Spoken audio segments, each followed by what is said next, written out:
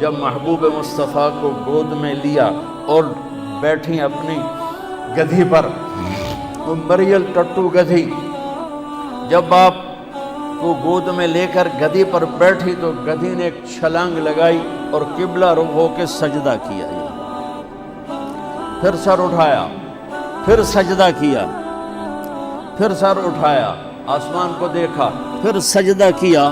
اس مریل گدھی کو بھی پتا ہے کہ میرے اوپر کون آیا ہے، وہ اللہ کا شکر ادا کرنے کے لیے 3 دفعہ اس نے سجدہ کیا۔ آواز آئی، پھرا دو، سب کو پتہ چل جائے کہ محمد سے وفاتوں میں تو ہم تیرے ہیں، یہ جہاں چیز ہے کیا لوح و قلم تیرے ہیں۔ تم ایک وکالت کو کیا کہتے ہو، کل کائنات تمہارے قدموں میں گرا دی جائے گی، بشرطے کہ تم غلام مصطفیٰ بن کے دکھا دو۔ غلام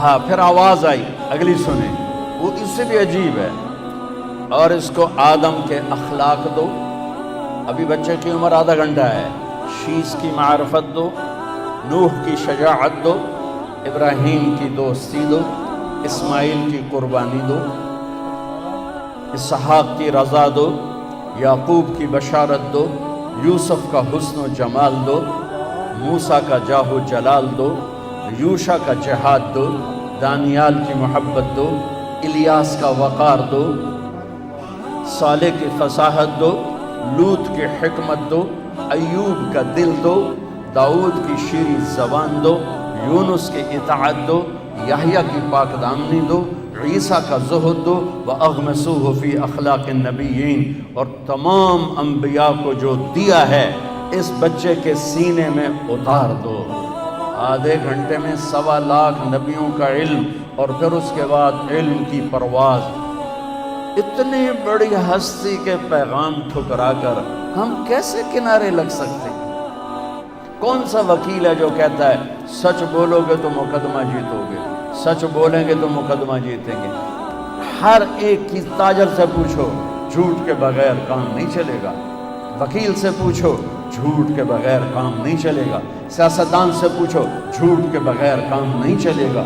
مزدور سے پوچھو، جھوٹ کے بغیر کام نہیں چلے گا۔ مستری سے پوچھو، جھوٹ کے بغیر کام نہیں چلے گا۔ اور میرا نبی کہتا ہے الصدق ینجی والکذب یہلک، سچ نجات دیتا ہے اور جھوٹ ہلاک کر دیتا ہے۔ میرے نبی کی سیرت کا نچوڑ بتا رہا ہوں۔ جس قوم میں ظلم ہوگا، جس قوم میں جھوٹ ہوگا، جس قوم میں دھوکہ ہوگا، اسے ذلت پستی کے سوا کچھ نہیں ملے گا۔ جس قوم میں انصاف ہوگا، جس قوم میں سچائی ہوگی، جس قوم میں دیانتداری ہوگی، اللہ ہمیشہ ان کے سر پہ عزت کے تاج سجا کے رکھے گا۔ چاہے وہ اللہ کے منکر بھی ہوں گے تو موت تک اللہ انہیں ضرور عزت دے گا۔ سچائی میرے نبی پیغام لے کر آئے کہ ہم کتنی بڑی ہستی کے علم کو ٹھکرا تھا۔ اللہ نے قسم اٹھائی، قرآن کی پہلی قسم، فلا وربک لا یؤمنون حتی یحکموک فیما شجر بینہم، سبحان اللہ۔ قرآن کی آخری قسم، والعصر ان الانسان لفی خسر، قرآن نے قسمیں اٹھائی ہیں، یہ پہلی قسم سورہ نساء، اور سب سے خوبصورت قسم ہے کہ آپ ذرا انداز دیکھنا، قسم اٹھانے والا خود ہے لیکن لگے گا یوں کہ قسم اٹھانے والا کوئی اور ہے اور خود کوئی اور ہے۔ کہتا فلا وربک، میرے معبود مجھے آپ کے رب کی قسم،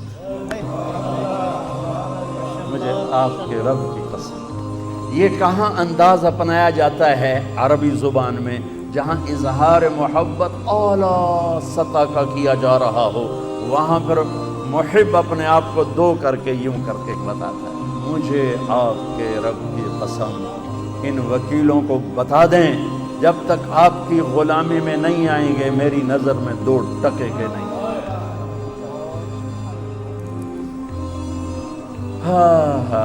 سبحان اللہ،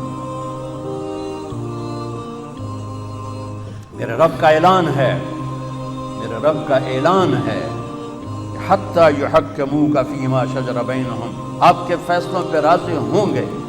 ہائے ہائے، ایک ایک واقعہ حدیث یاد آ گئی. ایک صحابی آئے, یا رسول اللہ میرا جو پڑوسی ہے نا اس کی کھجور ایسے ٹیڑھی ہے, تو اس کے کچھ شاخیں میرے گھر میں ہیں, جب کھجور پکنے پر آتی ہے تو اس کے ڈوکے گرتے ہیں, میرے بچے اٹھا کے کھانے لگتے ہیں تو بھاگ کر آتا ان کے منہ سے نکال لیتے ہیں. تو آپ اس سے یہ تھوڑی منت کر دیں کہ اتنی زیادتی نہ کرے, گری پڑی کھجور تو کام ہی کھا جاتا ہے, طوطا بھی کھا جاتا ہے, جی کسی بچے کھا لیے تو کیڑی گل ہو گئی. تو آپ نے اس کو بلایا, وہ تھا منافق. آپ نے کہا بھائی ایک سودا کرتے ہو؟ کہا جی فرمائیں. کہا یہ کھجور مجھے دے دو اور اس کے بدلے میں تمہیں جنت میں کھجور لے کر دیتا ہوں.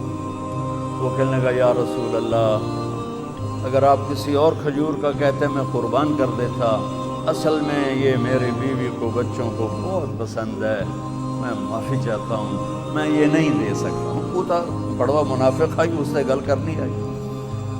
وہاں ایک جان نثار بھی بیٹھے ہیں, ان کا نام ہے ابو الدحداح.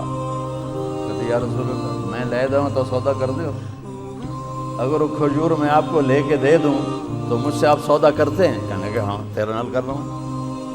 تو وہ پہنچ گئے اس کے پیچھے, کہنے لگے میاں کھجور بیچنی ہے. تو کہا جا جا میں اللہ دے نبی نے نہیں دیتی تینوں کدوں دوں. اس کہا میاں تو منہ ہوتا کچھ بول, کوئی قیمت تلا. اس کہا میں بیچنی ہی نہیں. بابا تو کوئی قیمت تلا. اس نے جان چھڑانے کے لیے کہا اپنا باغ دے دے, کھجور لے لے. ان کے باغ میں 700 کھجوریں تھیں اور یہ ایک کھجور کسی کو لے کے دے دی ہے. تو یہ کہتے ہیں سودے سے پھرو گے تو نہیں. ملاحظہ فرمائیں 700 کھجوریں دے رہا ہے اپنی, اور ایک کھجور لے کے کسی کو دے رہا ہے اور کہہ رہا ہے سودے سے پھرو گے تو نہیں. وہ کہنے لگا میں کوئی کملا, تو پھرے تو پھرے, میں کیوں پھرا, میرے تو پنجے گئے ہوتے سر کڑائی. اس کا کیا ڈن ہو گیا اور دوڑ لگائی, یا رسول اللہ یا رسول اللہ میں نے سودا کر دیا, میں نے سودا کر دیا. آپ نے فرمایا کیا کیا, کیسے کیا, تم تو مجھے بھی نہیں دی. یا رسول اللہ میرا باغ تھا 700 کھجوروں والا, وہ میں نے اس کو دے دیا, کھجور میں نے لے لی. تو آپ نے کہا میرا بھی سودا کینسل, پہلے ایک کھجور تھی. نہیں نہیں نہیں نہیں, میں آنکھوں سے دیکھ رہا ہوں تیرے لیے کھجوروں کے باغ جنت میں لگ گئے, اور تیرے لیے محل کے محل تیار ہو گئے.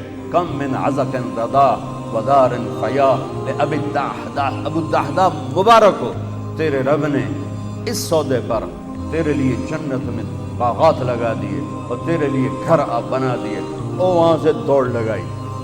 کھجوروں کا زمانہ تھا اور انصار شفٹ ہو جاتے تھے اپنے باغوں میں پھل کی حفاظت کے لیے. تو ان کی بیگم بچوں سمیت شفٹ ہو گئی تھیں باغ میں. تو اندر باؤنڈری وال کے اندر نہیں گئے, باہر کھڑے ہو گئے کہیں نیت نہ پھسل جائے. باہر سے نعرہ لگایا ام الدحداح, دحداح کی ماں. کہا جی, کہ بچے لے کر باہر آ جاؤ. خیریت کیا ہوا؟ کہ ہم نے سودا کر دیا, باغ کا سودا کر دیا. کہ کیا سودا کیا ہے؟ کہ اللہ کے نبی کے ہاتھوں کیا ہے, یہ باغ دے دیا ہے اور اللہ کے نبی سے جنت میں لے لیا ہے. تو وہ کہتی بچے کہ تو کہا سنتے میں کہ تو کہا سنتے تو ایک ساڑھو تے مصیبت پا چھڑی. وہ کہنے کہ ربح البیع ربح البیع, مبارک ہو میرے میاں, مبارک ہو, بڑا کھرا سودا کر کے آ رہے ہو, بڑی اعلیٰ تجارت کر کے آ رہے ہو. فلا وربک لا یؤمنون حتی یحکموک فیما شجر بینہم ثم لا یجدوا فی انفسہم حرجا مما قضیت ویسلموا تسلیما. سر جھکانا پڑے گا, کٹانا پڑا تو کٹانا پڑے گا, چھوڑنا پڑا تو چھوڑنا پڑے گا. اللہ اس کے رسول کو پانے کے بعد ہر مصیبت آسان ہے, ہر نقصان نفع ہے, نفع بھی نفع ہے, نقصان بھی نفع ہے. حسین کو جان بچانے کے لیے ایک بول کی ضرورت تھی, ایک بول, صرف ایک بول, صرف ایک بول. اور یہ کون سی ہستی ذبح ہوئی ہے جسے میرے نبی نے سر سے لے کر پاؤں تک اپنے بوسوں سے منور کیا ہو؟ جب ابن زیاد چھڑی مار رہا تھا کٹے ہوئے سر کے اوپر، اور ایک چھڑی آ کے لگی ہونٹوں پر، پھر اس نے دوسری ماری، وہ لگی، پھر اس نے تیسری ماری، تو حضرت ابو برزہ اسلمی کھڑے ہو گئے اور رونے لگے اور کہا کمبخت، یہ چھڑی یہاں سے ہٹا، میں نے یہاں نبی کے ہونٹوں کو لگتے ہوئے دیکھا ہوا ہے۔ تو میرے بھائی بہنوں، فلسفہ یہ ہے کہ اللہ کو پانے کے لیے جتنی بڑی قربانی دینی پڑے دے جاؤ۔